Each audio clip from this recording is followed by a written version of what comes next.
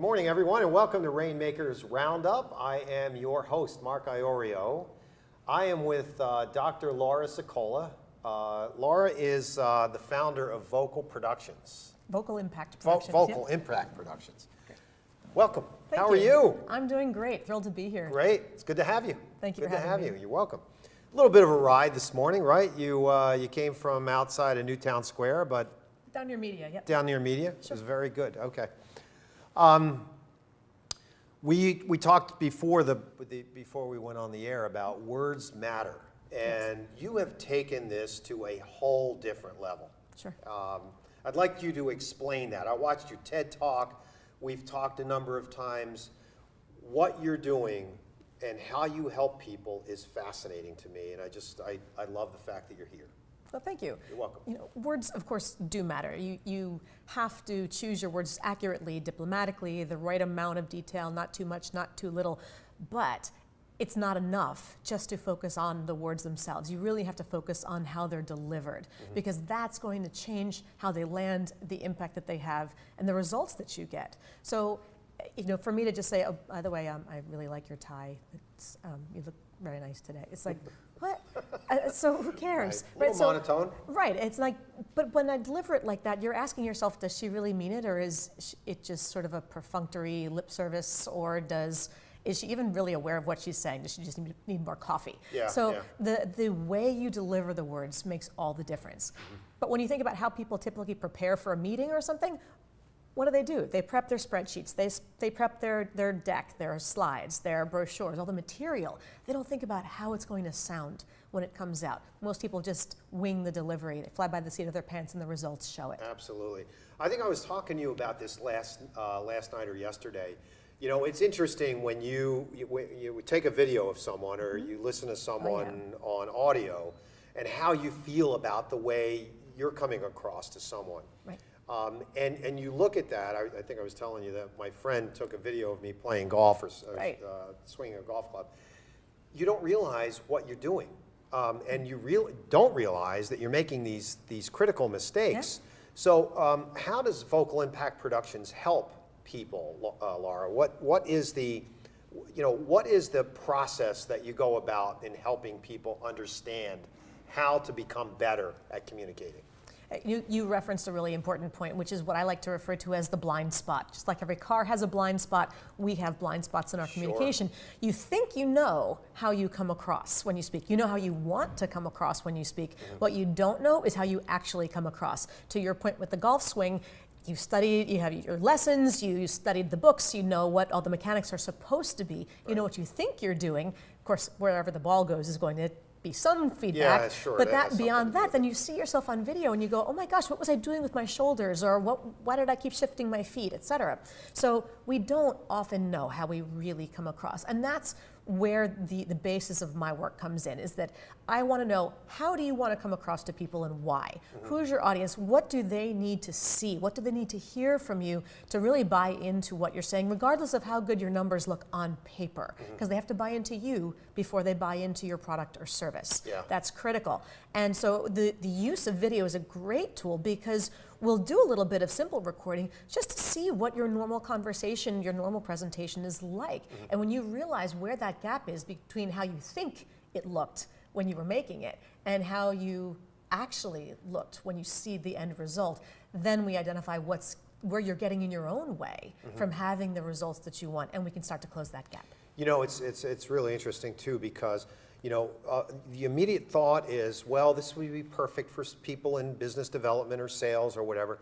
Anytime you make a persuasive argument or discussion with anyone, you could be in college doing a debate, you can be making a presentation, you can be asking your boss for a raise, right? There's a whole litany of things that you would be helpful to someone, right? Sure. So talk about that a little bit, please.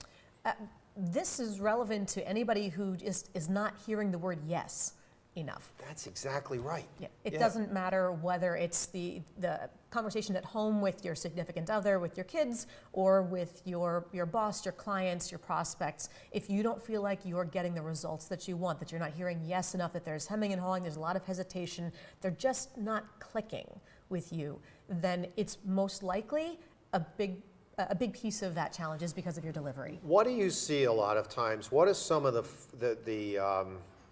subtle flaws that you see in the way people deliver a speech or they deliver a presentation? What are some of the things that you witness that you can help people with? In that kind of more professional context, people's their focus is wrong when they start. Their goal ends up being, I need to, let's see, I've got an hour to make this presentation, so I have to get all this information in that time, make sure I've said everything I want to say, and that I finish. And it's not a race. It's not about, well, as long as I finish all 27 slides in the deck by the time the hour's up, I win. Right. Who cares how much you get through if they don't actually process what you're saying, if they're not, if it's not resonating with them? You need to make sure that they're with you on that journey. You're not just running the race by yourself. So thinking about, how am I going to start with each of these pieces? And if I were in their seat, what would I want to hear? Right. What would make it relevant Right. to me? Yeah. And who would make it relevant to me? Yeah. I'm not saying you need to act like somebody else, but if you know that this particular client is someone who's very sort of thoughtful, a little on the quieter side, needs time to process, is a little skeptical, then you're not going to approach them, or you shouldn't approach them the same way where if you are talking to somebody who's a real high energy person and who just wants to get things done, all about move, you want to have a little more energy when you're to reflect to that person. So even Right. if you are a quieter type of an individual, dig deep, pull out your higher level, the part of you that will shine like that, because it'll be a bit more relatable to that person. And relatability is one of the critical aspects of effective sales. Yeah, speaking of that, I think I mentioned to you earlier today that I was watching an interview, no names, this morning, and the host was interviewing two entrepreneurs who were talking about their product.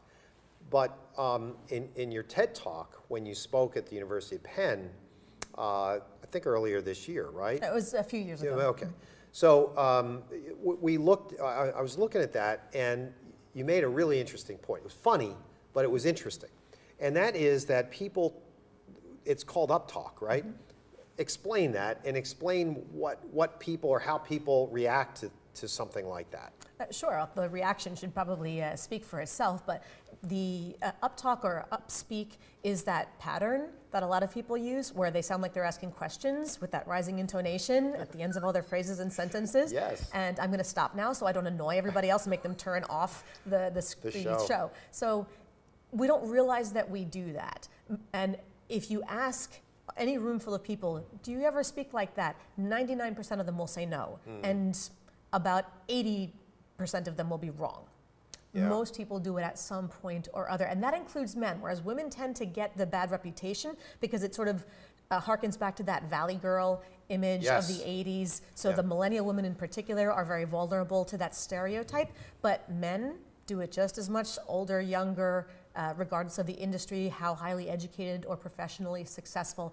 And it's because we are on sort of mental list mode, I like to call it, where you think, all right, I got 4 points I need to make, and I want to run through them quickly before this guy cuts me off or before we run out of time or something. So I got to talk to you about this, and about this, and about this, and I'm just running through, even in introductions, people setting agendas. It's like I have 4 points in the agenda that I want to remind people of in the beginning. So we'll talk about this and about this.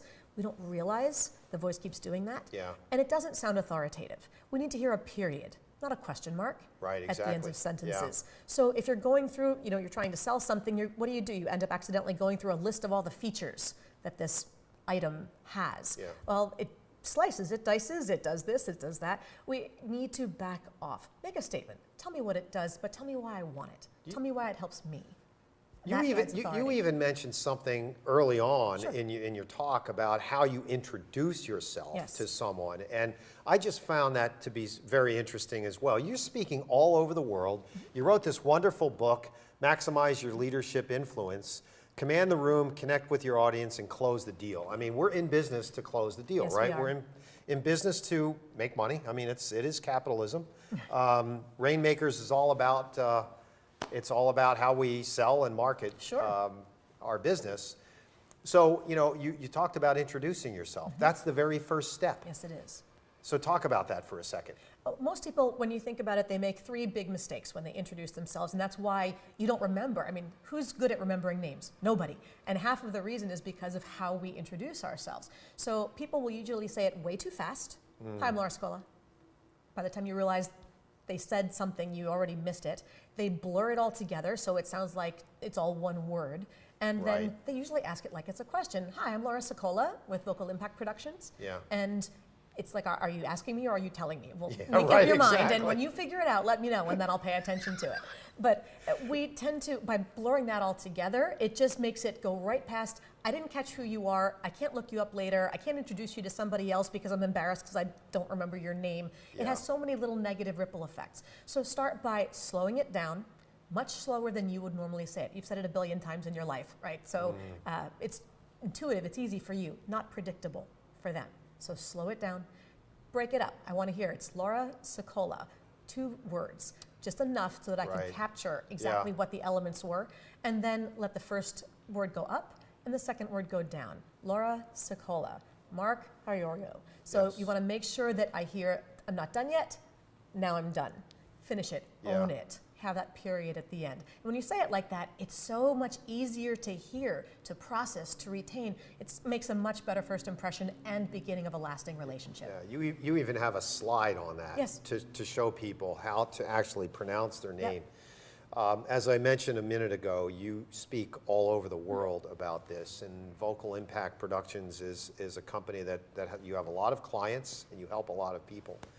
And I was going to ask you how you find new clients. What, besides your speaking engagements, and you're renowned. I mean, you've got a book, and I'm sure you're on tour around the world. So how do you find new business?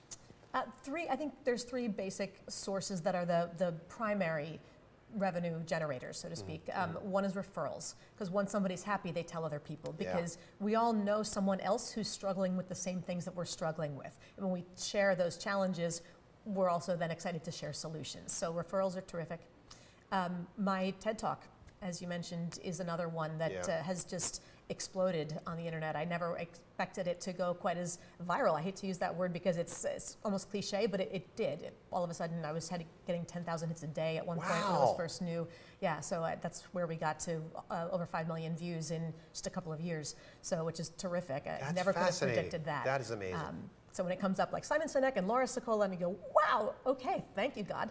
But so that's been a great source. And then the third one is speaking engagements. So whether I'm talking formally in front of an audience at a keynote event, or otherwise, I do a lot of pro bono events for like women's initiatives and other groups. It just gets the word out. And people, for me, I don't do well marketing in a networking event, just swapping business cards. I can't explain to somebody in 3 seconds what I do.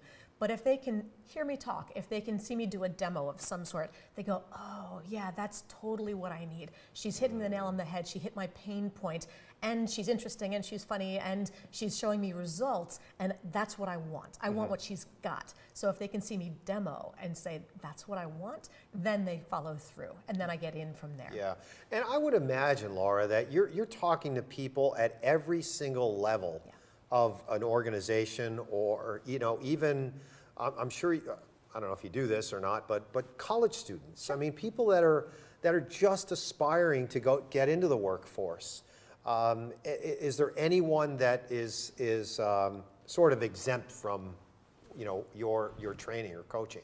If they are, I want to meet them because they're the unicorn and they've mastered the art to a degree where they've perfected it. Yeah. I don't know anybody, and for that matter, I want them to mentor me. But it's really I don't know anybody who isn't frustrated with their lack of success in communicating with some people at some time. Yeah, we see it all the time, especially in political arenas. Yeah. You see people who get up in front of a teleprompter and they cannot articulate what they want to articulate without a teleprompter. They cannot speak extemporaneously, and it's just it's very difficult. So they really need your help. We're going to take a quick break, and when we come back, I'm going to ask you about a case study, something you could share with us that has helped someone out in the marketplace. Sounds good. We'll be right back after a message from our sponsors. You really are. And most importantly, there's you and your interview.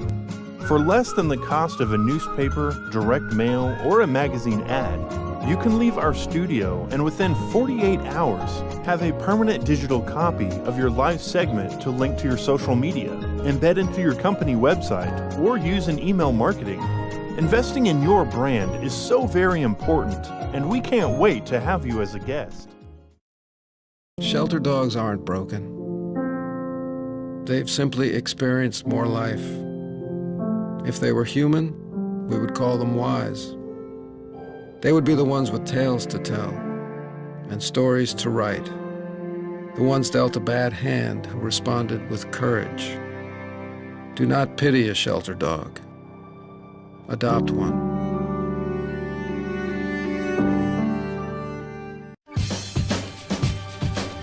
Say we've got grit, and we'll take it as a compliment. Because it's our uncommon drive, our spark within, that brings us together and sets us apart. We are temple made. And when others take shortcuts, when others take breaks, when others take the easy way, we take charge.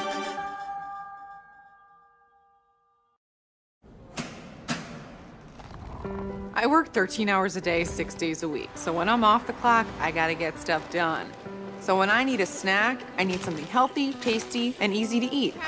Like wonderful pistachios without the shells.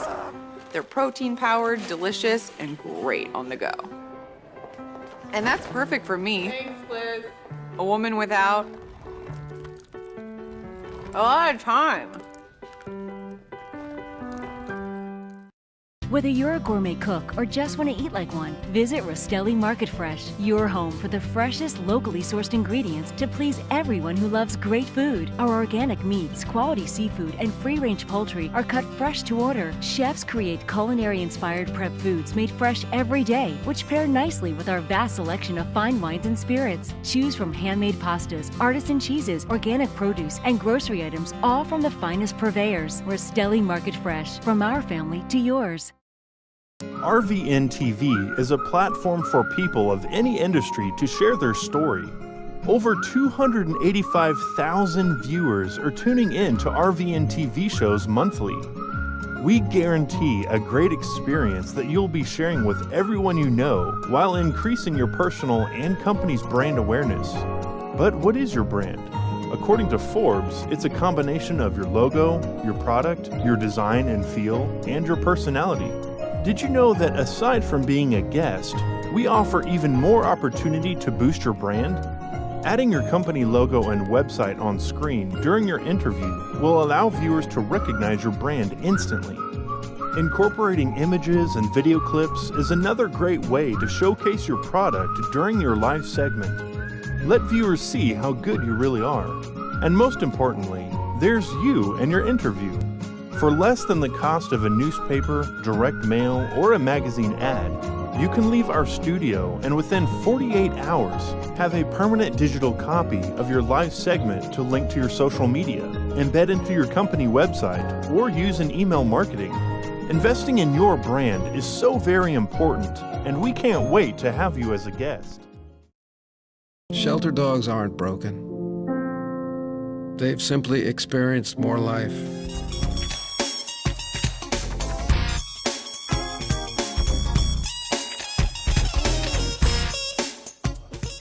Welcome back to Rainmaker's Roundup. I am your host, Mark Iorio, and I am with Dr. Laura Sicola. Dr. Laura Sicola is the president and founder of Vocal Impact Productions, and we were just talking about, how you can coach, consult, and help people become more persuasive, right?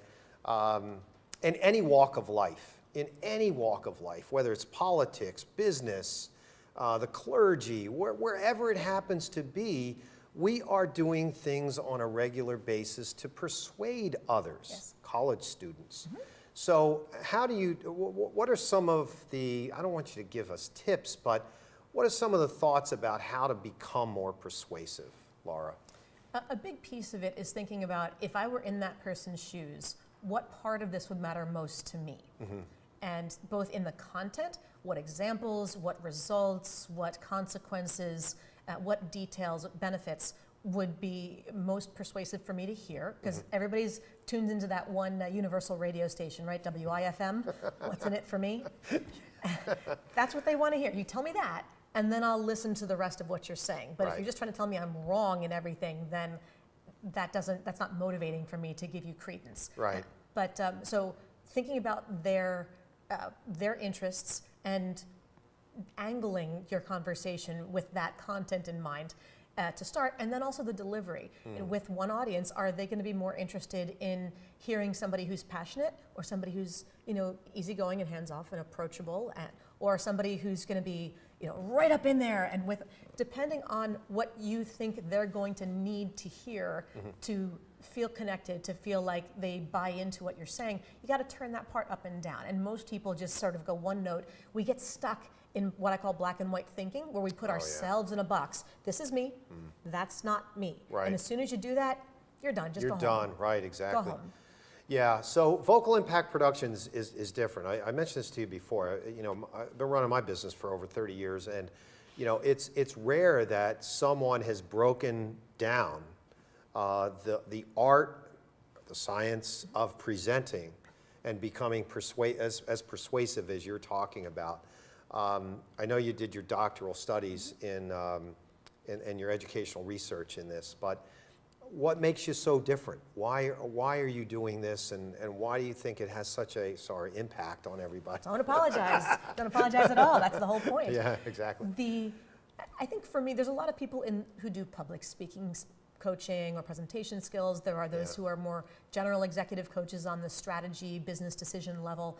And there are people who do some of this work who are coming from the theater world, but for the presentation skills and the public speaking piece, they take a lot of skills from there, and there's lots of value to that. Some of us will get to some similar results just from different directions. But for me, I'm a linguist. So my work is really looking at how language works itself. What is the nature, how it's structured, and why? And then number two, how do we cognitively process language? What makes it stick or go in one ear and out the other, or have different effects? And then the third is looking at, from there, the various influences that we've had in our lives that create filters that make us interpret those words differently. So why, when I give you input, two different people could hear, one person will hear something very supportive and one person will hear something very critical, even when we're listening to the exact same words at the exact same time. So what is it from your background, your culture, your upbringing, your industry that makes you interpret things differently? So when you put those three things together, which is where my world is, that's where the magic happens. Yeah. So we talked about this earlier. You do a lot of speaking engagements. You get in front of a lot of corporations, I'm sure, and a lot of membership groups, right? Sure. Then what happens? I mean, people say, oh, I would love to have Dr. Sicola come in and coach me or consult with me. Is that the way it works? Frequently. Okay. Yes. So with that said, could you share a case study with us that, where you saw someone who was, at a certain point? I love the idea of watching someone transition. Oh, yeah. Or a transformation occur. My favorite part of the job. Isn't it great Yes. to watch that? So talk to us about that, please. Sure. I worked with someone who, Fortune 500 company, in line for a C-level position. And the board at one point said, look, we know you're the most technically qualified for the job. It wasn't open yet, but we knew somewhere down the line in the succession planning that he would be the next in line. And they said, we know you're the most technically qualified, but frankly, when you talk, we don't understand you. So fix it, or we'll find somebody else. Wow. I mean, solid ultimatum. Yeah. And so my job was to come in there and figure out what he was doing that was making the board just glaze over when he talked and really not be able to close that deal with them. And so there were a number of factors we identified. One was that he was stuck in what I call the expert's curse. He knew too much. He was so knowledgeable about every detail of the numbers that he got bogged down in the weeds too much. And while the board, they did their homework, they were knowledgeable coming into a meeting, it was still overwhelming, and there was no story to it. You have to take those numbers out and help me understand, how should I feel about these numbers? So if you tell me, well, let's see, we exceeded revenue goals by about 50% last year, and we did, like, I'm kind of confused because I'm hearing something you don't seem really excited. I'm flipping through, I'm going, okay, generic, generic. No, wait a minute. You just said we exceeded revenue goals by 50%. Register that someplace. exactly. Help me know Yeah. what to feel, because the audience is going to take their cues from you on how to interpret and how to feel about what you're saying before they even hear the words. So that was one big thing. We had to take it down a notch insofar as the technical details, tell the story around it, make it relatable, and then deliver it in a way that was going to get through. Then there were other things along, like, everybody talks too fast. Hey, I'm a Jersey Italian. We're genetically programmed to speak at twice the speed of light when we get going. Right. So it's constantly a battle to speak at a more intelligible pace. Yeah. But for him and many of the other executives I work with, it's just about like motoring through the content. No, it's not. It's about closing the deal. And to do that, you have to command the room. You have to connect with the audience. They have to process what you're saying. Absolutely. You have to pause, take a breath. Yeah. So many of those little details transformed his presentations into something where they glazed over for the better part of 45 minutes to this. Wow. Wow. And that within 6 months. It's so important to tell stories and really understand Yes. exactly what it is you're trying to do and how you're trying to connect with the audience. The book is called Maximize Your Leadership Influence by Dr. Laura Sicola. Command the room, connect with your audience, and close the deal. You've had to have inspiration in your life, right? Many. Many, right? Yes. And where do you get that inspiration from?